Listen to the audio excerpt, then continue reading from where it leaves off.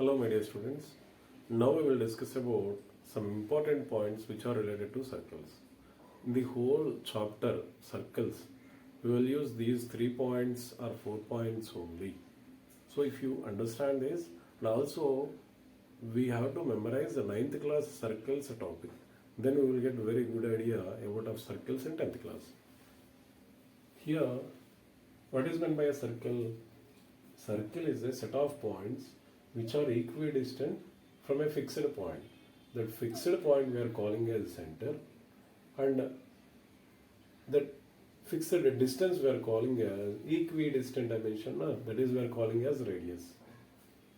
Now, what I told, we will discuss some points. Now, what is first point? If there is any circle,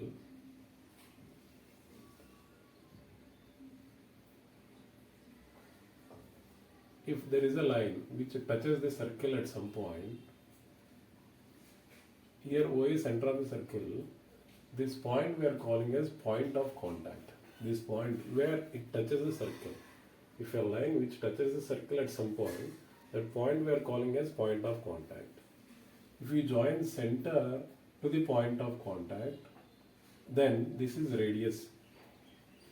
Here AB I am taking as it is a tangent. AB is a tangent. If a line which touches the circle, then it is called as tangent. If it is intersecting at 2 points, that is we are calling as secant. That is different. Now here AB is a tangent. And remember, from O to P, P is a point on the circle. If you join OB, if you join any of the point between P to B, that line segment is always more than OP. Why? Because all those points lie outside to that circle. So OP is the shortest distance from O to this line segment AB or line AB. So OP must be perpendicular to AB.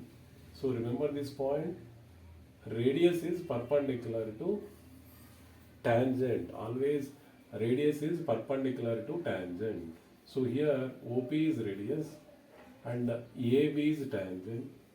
Radius is perpendicular to tangent. Remember that point. Next one. See, this is a tangent from a point on the circle. From a point on the circle, how many tangents we can draw? Only one tangent. If there is a circle from a point which is exterior to the circle, this is point P, we can draw 2 tangents to the circle like this. It is I am taking as A and it is B. Now here O is center of the circle. If you join OA and OB, I am joining OA and OB. I am joining OA and OB and OP also. Then it will form 2 triangles, OAP and OPB. And here OA is radius. Radius is perpendicular to the tangent by using this previous point. And here also OB is radius.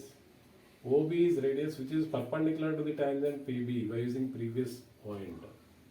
Now if you compare these 2 triangles, PA is always equal to PB. Why? Because these 2 triangles are congruent. OA equal to OB and angle A and angle B both are 90 degrees, and OP is hypotenuse in those 2 triangles. By RHS congruency, these 2 triangles are congruent, so corresponding parts are equal. From triangle OAP, triangle OBP, OA equal to OB, OA equal to OB, and also angle OAP is equal to angle OBP, both are 90 degrees. And also OP equal to OP, that is common line, it is hypotenuse.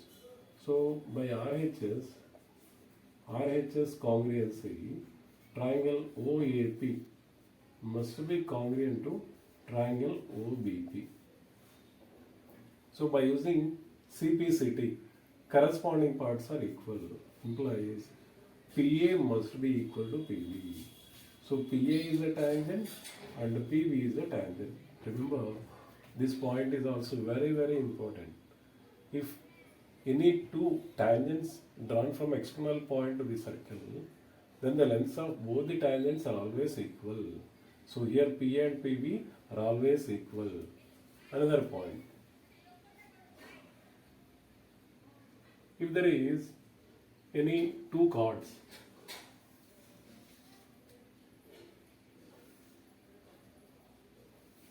here it is P, intersection of those two chords is P. AB is a chord, CD is a chord. Those two chords are intersecting at a point P. Then, if you join AD and CD, we can prove those two triangles are similar. By equating corresponding sides ratios, then we can get PA into PB equal to PC into PD. Remember this point. And in the same manner, here these two are chords. Now I am drawing two secants to the circle. This is one secant, this is another secant. It is P intersecting the circle at A and B. P intersecting, this is a secant, PD is a secant which is intersecting at C and D.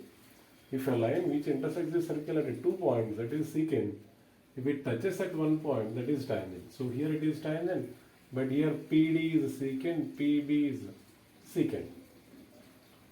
Now here also, if there is figure like this, then PA into PB equal to PC into PD. Not only this, if there is one tangent and one secant, there is a tangent to the circle, this is PT, and there is a secant to the circle, this is I am taking as AB. Then also PT into PT equal to PA into PB. The same thing only, but PT into PT means PT square. So here also PA into PB equal to PT into PT, that means PT square.